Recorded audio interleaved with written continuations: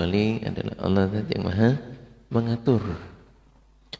Allah adalah zat yang mengatur perkara-perkara makhluknya dan mengatur semua perkara sesuai dengan apa yang Allah kehendaki. Biha kaifa yasha. Dan Allah meneruskan pada perkara atau mengerjakan dan memastikannya. Dan Allah memberlakukan, Allah maha menjalankan dalam perkaranya, dalam hukum-hukumnya atas dasar-dasar kekuasaan dan kemampuan, juga atas berdasar nikmat-nikmatnya Allah. Jadi semuanya dilakukan dengan mengandung hikmah, ya, kemudian mengandung manfaat, dan juga maha mengaturnya Allah ini terhadap semua yang Allah kehendaki di sana di dalam hal hukum dan juga nikmat-nikmat yang Allah berikan kepada makhluknya.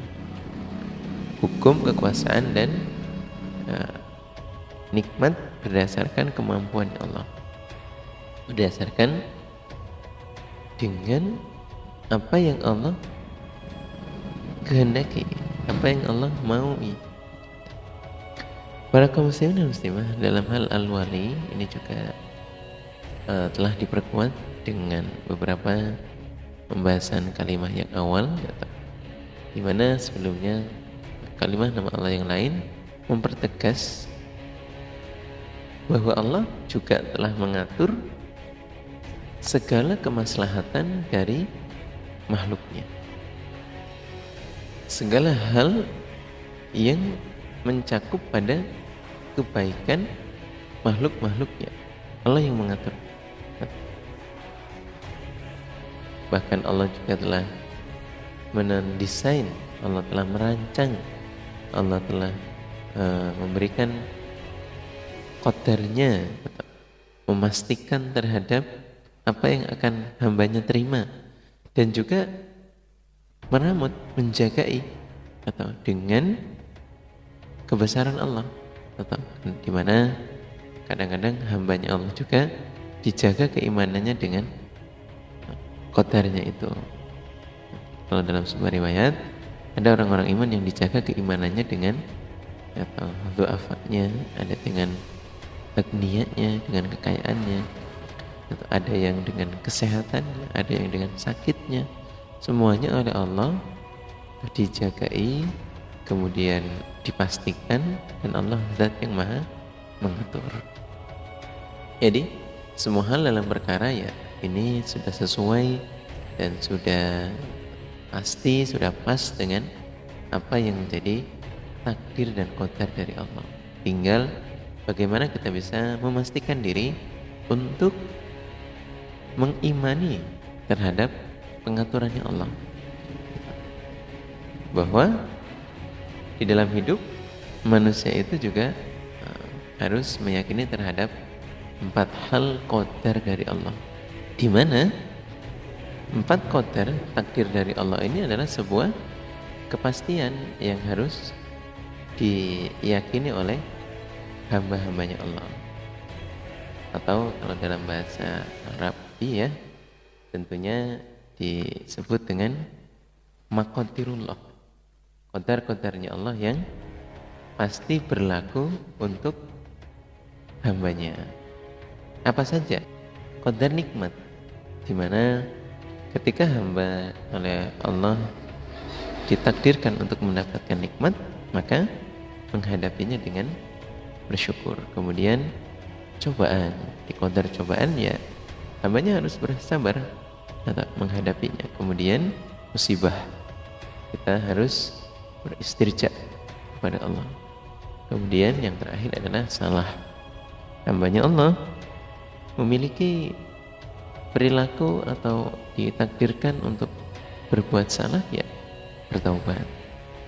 78 ialah al-muta'ali, Allah zat yang maha tinggi.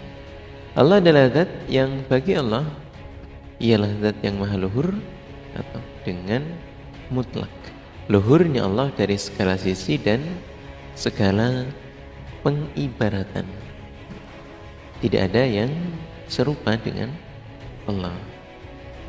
Jadi kalau seandainya di dunia ini kita memberikan sebuah contoh penggambaran, sejatinya ya belum menyamai terhadap keluhurannya Allah. Tapi di dalam kitabillah sendiri, di sana apabila memberikan contoh dan juga pengibaratan, biasanya akan dinasabkan dengan hal-hal yang masih bisa dinalar oleh manusia. Contoh, surga itu lebih tinggi daripada dunia dan seisinya. Lebih besar, lebih luas, atau tingginya antara langit dan bumi. Karena yang mampu untuk dinalar manusia ya yang bisa dilihat. Kalau pengibaratannya itu lebih dari itu. Gitu pula dengan zatnya Allah. Ini biasanya akan dinasabkan dalam kitabillah itu dengan yang bisa kita nalar. Padahal sejatinya ya sangat lebih dari itu. Tidak ada yang serupa dengan Allah. Dan tidak ada yang sebanding dengan Allah. Allah Maha Luhur, jauh dari sekutu dalam ketuhanan, dalam sesembahan dan sifat juga nama-namanya. Para kaum muslimin dan muslimah yang kami hormati, bahwa hal itu menunjukkan bahwa Allah dalam memberikan pengibaratan itu menjagai keimanannya hamba. Jadi meskipun tidak sebanding dengan keadaannya, tapi diberikan contoh yang bisa untuk menjaga keimanan kita. Sejatinya lebih tinggi, lebih luas, lebih besar daripada langit dan bumi dan seisinya, yaitu adalah bahwa hal itu keadaan yang aslinya. Tapi dalam hal ini bahwa Allah zat yang maha luhur, segala pengibaratan, segala sisi yang menunjukkan terhadap kekuasaan dan keadaan Allah itu tidak sebanding sejatinya. Berikutnya bahwa Allah adalah zat yang maha luhur dari sekutu dalam ketuhanan dan sesembahan dalam sifat dan namanya Allah, dan tidak berhak sesuatu itu disembah selainnya Allah.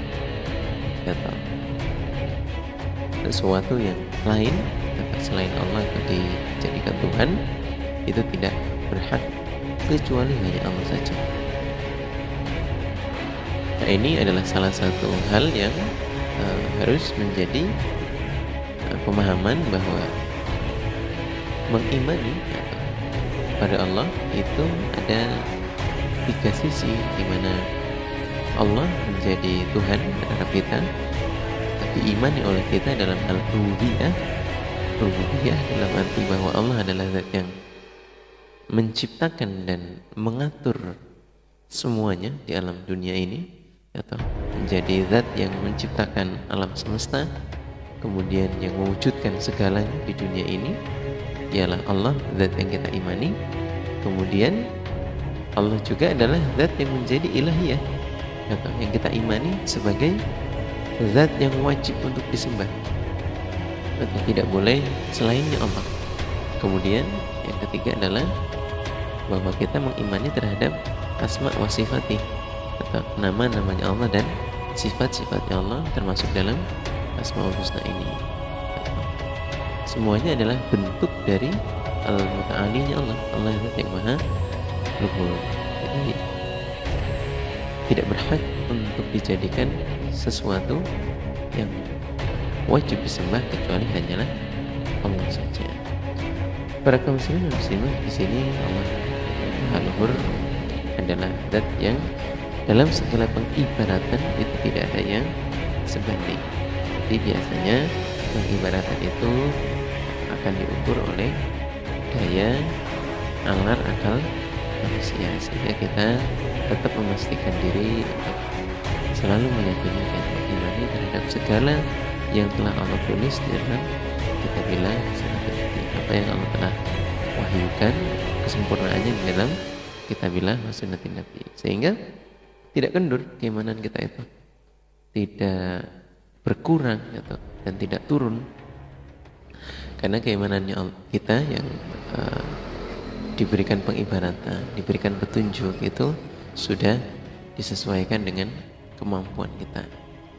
Lombok ya, kalau kita mau minta yang lebih luas, lebih tinggi, lebih hak ya, sejatinya Allah bisa, tapi Al-Quran dengan segala kesempurnaannya telah memberikan kita contoh-contoh yang sangat luar biasa dalam hal pengibaratan, dalam hal penciptaan, dalam hal nama, dalam memberikan petunjuk atau keterangan dalam sifat-sifat Allah. Itu sudah sangat luar biasa, tinggal kita menjaga dan mengimaninya. Jangan sampai pudar. Kalau pudar, diingatkan lagi ya, karena di sana bahwa ada jin dan bala tentaranya yang berupaya untuk membelokkan keyakinan dan keimanan kita. Berikutnya adalah ke-79. Kalimah al-barru, Allah zat yang maha baik. Allah adalah zat yang banyak kebaikannya dan merata juga menyeluruh kebaikannya, baik dalam hal perlakuan dan juga pemberian. Dalam hal Allah meramut terhadap hambanya dan juga dalam hal memberinya, baik terhadap semua penduduk bumi dan juga semua penduduk yang ada di langit sepanjang waktu, setiap saat, dari segala jenis kebaikan yang tampak, yang samar ataupun yang gamblang, kemudian yang batin itu juga Allah berikan. Allah maha baik sepanjang waktunya, terus menerus. Para kaum muslimin dan muslimah, dalam hal ini Allah adalah zat yang maha baik, sehingga ketika kita mengamati dan menelaah Allah yang maha baik, di sini Allah menjelaskan atau dalam kebaikannya ini menyeluruh, baik penduduk bumi dan juga penduduk langit. Apa-apa yang ada di bumi dan juga apa yang ada di langit, semuanya saling memberikan manfaat dan semuanya adalah pemberian dari Allah. Sifat maha baiknya Allah terhadap kita dan juga penduduk-penduduk langit yang ada di sana. Berikutnya bahwa sesungguhnya Allah zat yang berbuat baik ialah dalam melipat gandakan pahala bagi hambanya atau besok di hari akhirat, dan juga di dunia ini ketika kita berbuat baik, utamanya di bulan Ramadan, Allah melipat gandakan pahalanya, sehingga apa yang kita dapatkan lebih dari apa yang kita amalkan bagi hambanya, dan juga memperbaiki orang-orang yang berbuat jelek pada Allah atau berbuat baik terhadap orang-orang yang menentang kepada Allah. Allah tetap bersikap baik terhadap orang-orang yang tidak mau beriman kepada Allah, yang maksiat kepada Allah, dan Allah memaafkan atau berpaling dan tidak menyiksanya. Para kaum muslimin dan muslimah yang berbahagia, cobalah untuk mengamati bahwa orang-orang yang tidak beriman kepada Allah itu loh, masih Allah tetap berikan waktu. Allah masih menunggunya untuk bertaubat. Allah masih memberikan kesempatan atau untuk bertaubat kepada Allah. Tidak seperti di zaman dahulu, di mana ketika umat tidak beriman kepada Allah kemudian langsung disiksa oleh Allah. Jadi bahwa ketika Allah maha baik dalam hal ini, bagi orang-orang yang beriman ya sangat baik atau sangat memberikan janji yang menggembirakan, yang membahagiakan untuk kita. Begitu pula terhadap orang-orang yang masih berbuat maksiat kepada Allah, ternyata masih diberikan nikmat-nikmat selalu dan selalu. Allah tidak tergesa-gesa untuk menyiksa terhadap mereka, padahal ya Allah tentunya mampu. Para kaum muslimin dan muslimah yang kami hormati, dalam hal ini kita sangat bersyukur kepada Allah bahwa Allah membuat kita ada di dalam takdir keimanan. Allah memberikan kita takdir yang baik dalam menetapi iman kepada Allah. Karena kalau seandainya kita kemudian masih ada di dalam di luar keimanan, janji-janji Allah itu tidaklah akan keliru, tidak akan salah. Apa janjinya? Bahwa ketika orang-orang yang belum mendapatkan petunjuk dari Allah, belum atau menetapi keimanan, firman-Nya mereka digambarkan seperti halnya berada di tepi jurang, atau ketika mereka atau meninggal dalam keadaan tidak iman, itu sama halnya jatuh ke dalam jurang. Itu adalah sebuah gambaran. Bagi orang-orang yang oleh Allah diselamatkan dari tepi jurang itu, berarti sama halnya diberikan keimanan. Kalau nanti dia jatuh, tidak akan masuk ke dalam jurang itu, diselamatkan. Artinya bahwa orang-orang yang tidak beriman, kalau suatu saat wafat, itu akan dijanji oleh Allah masuk ke dalam nerakanya Allah. Apalagi sampai dengan akhir hayatnya tidak mendapatkan hidayah. Tapi bagi orang-orang yang diselamatkan dari jurang itu, diberikan hidayah, nah janjinya Allah adalah bisa mendapatkan surganya Allah, diselamatkan dari jurang nerakanya Allah. Kalimat ke-80, At-Tawwabu adalah Allah zat yang maha menerima taubat. Sesungguhnya Allah adalah zat yang maha luhur, tidak akan pernah menolak orang-orang yang datang kepadanya untuk bertaubat, meskipun dosanya hamba itu sepenuh langit dan bumi. Dan ketahuilah, Allah menerima taubat hambanya dalam keadaan marahnya Allah, Allah itu tetap akan menerima. Kenapa hal itu terjadi? Karena sungguhnya Allah rahmatnya lebih mendahului, lebih mendului, lebih utama, lebih pertama kali diberikan pada hambanya sebelum Allah murka kepada hambanya yang berdosa, sehingga Allah tidak akan menyiksa setelah dia bertaubat kepada Allah. Jadi dalam sebuah riwayat disebutkan bahwa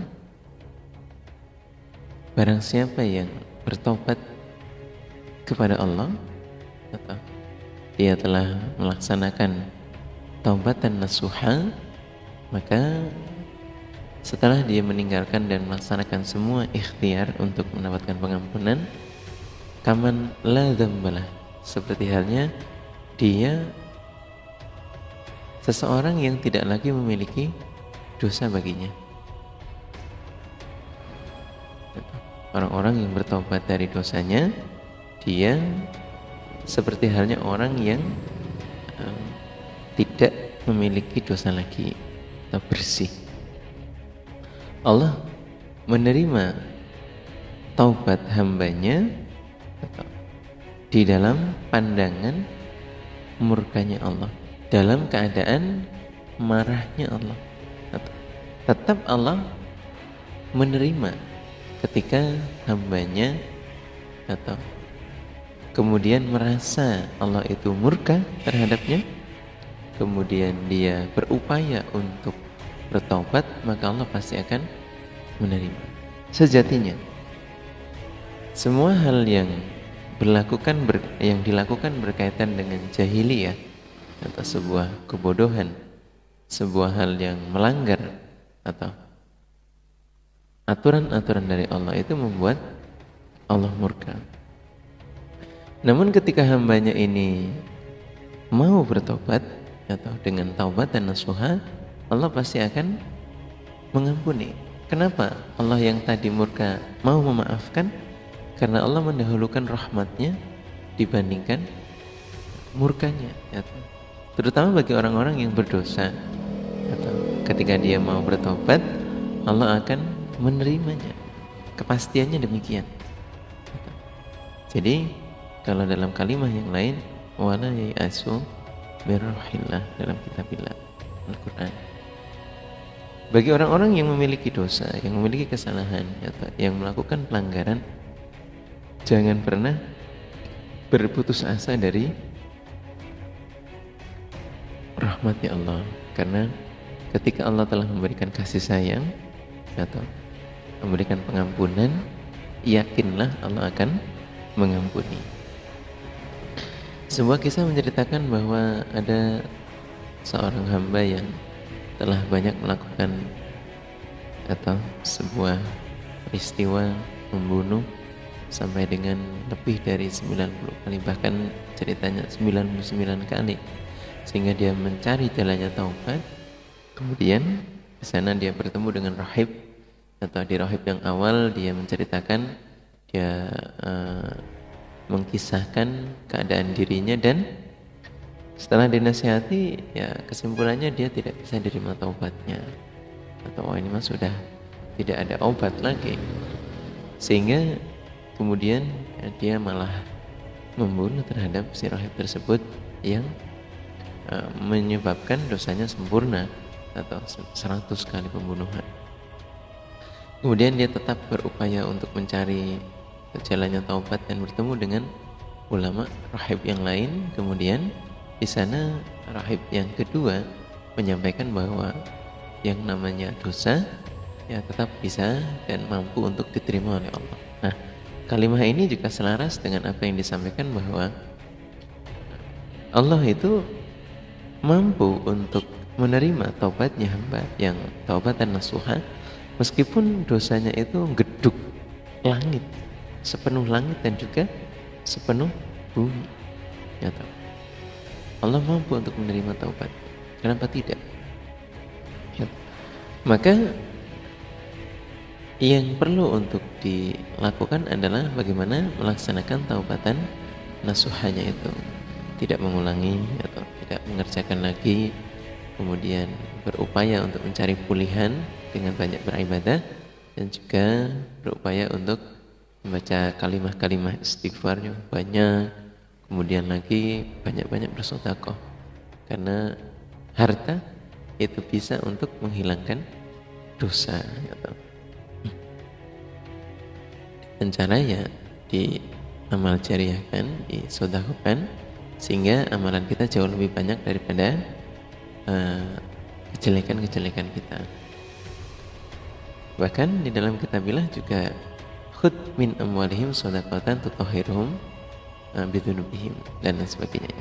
Kurang lebih demikian, bahwa Nabi sendiri diperintahkan untuk menerima atau sedekah atau dari taubat yang berupa harta, di mana apabila kita mau melaksanakan kafarah, nah kafarah itu untuk mensucikan kita terhadap kesalahan dan dosa-dosa kita.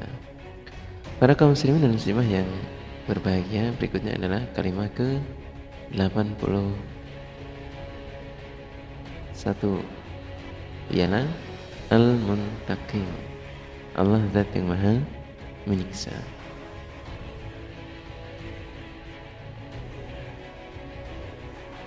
Bermakna Allah zat yang maha menyiksa, sungguhnya Allah adalah zat yang menghancurkan punggungnya. Dalam artian Allah menghancurkan jasadnya.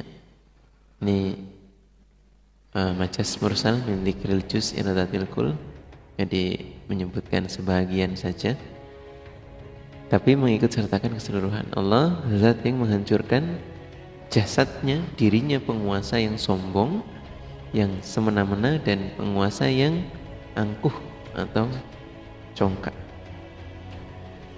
Maka Allah akan membuat dia merasakan siksa atau ngincipake siksa. Hal itu dilakukan setelahnya Allah sebelumnya telah memberikan kabar penakut atau kabar perkiling, atau Allah telah memperingatkan pada penguasa-penguasa dengan Rasulnya, dengan Nabi-Nabinya, dan bukti-bukti mukjizat, dalil-dalil dari Allah. Kemudian setelahnya mereka tetap dalam kekufurannya pada Allah, maka Allah akan menyiksa mereka dengan penyiksaan yang amat kuat dan amat berat dan juga amat besar.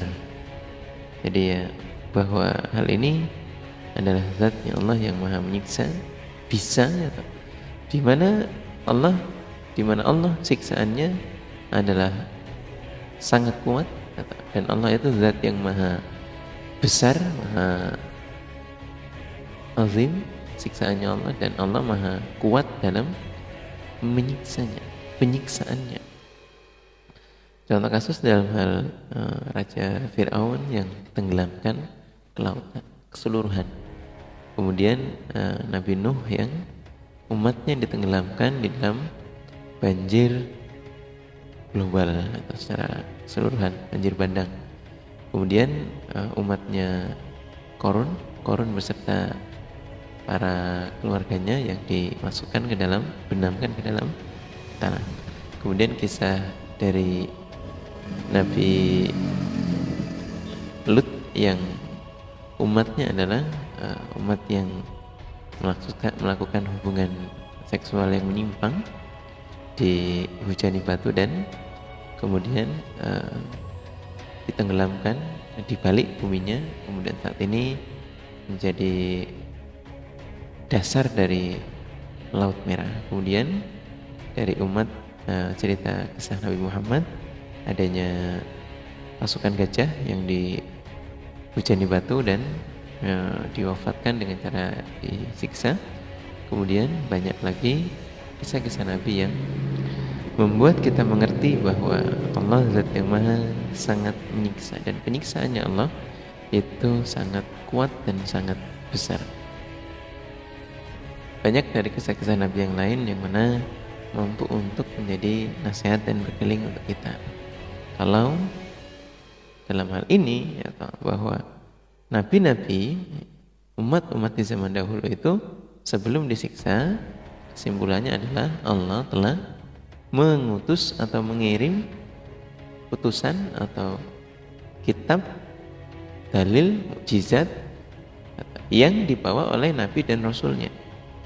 Sehingga kemudian apabila mereka tetap tidak dalam keadaan iman, tetap diktator, tetap memaksa, tetap tidak mau mengikuti terhadap petunjuk Allah, maka Allah mampu dan bisa untuk mendatangkan siksaannya.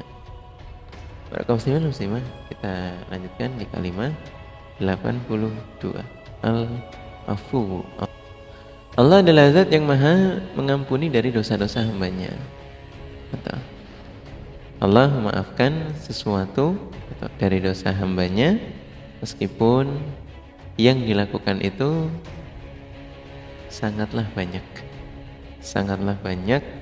sangatlah besar atau nilai dosanya, Allah tetap maha mengampuni.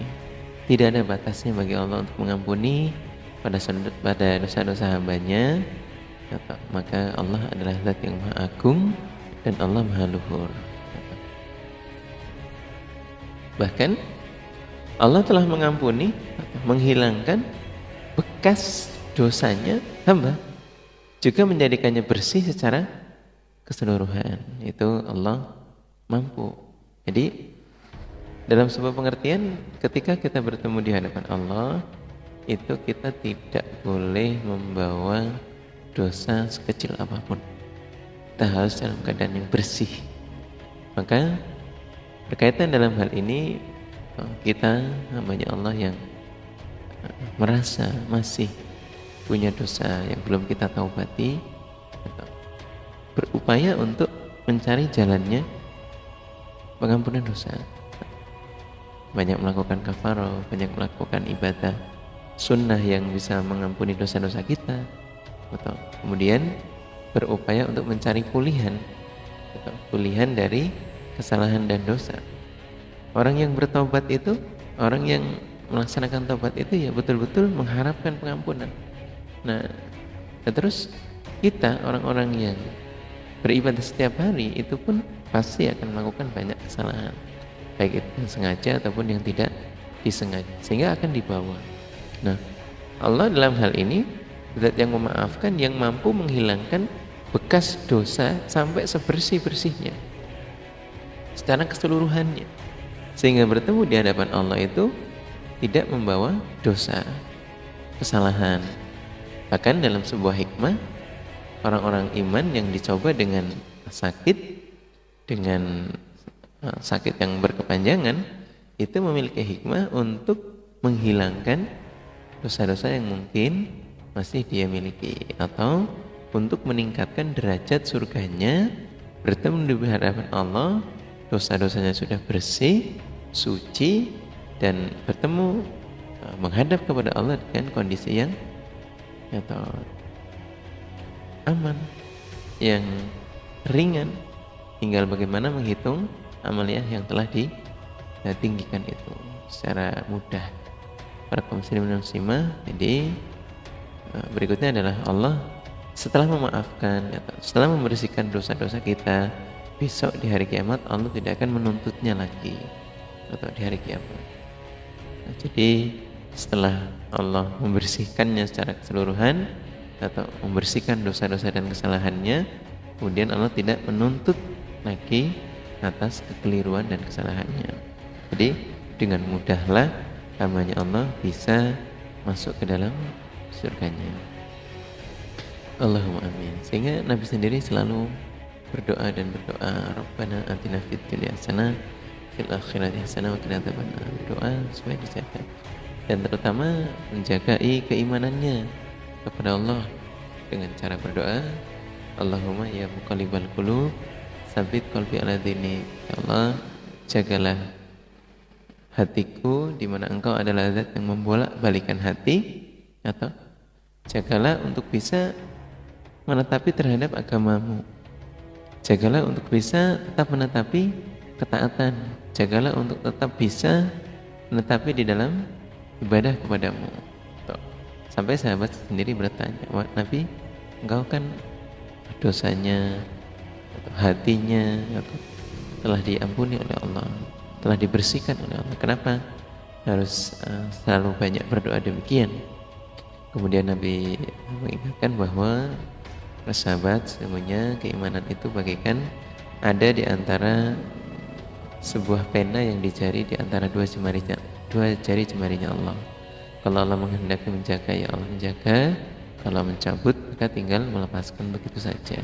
Maka dalam hal ini kita yang telah beribadah atau dengan niat ikhlas karena Allah dan mengharapkan pengampunan dari Allah, jangan sampai terlepas keimanannya dengan berdoa menjaga keimanan kita.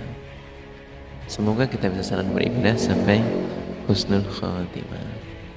Para kaum muslimin dan muslimah, berikutnya adalah ke-83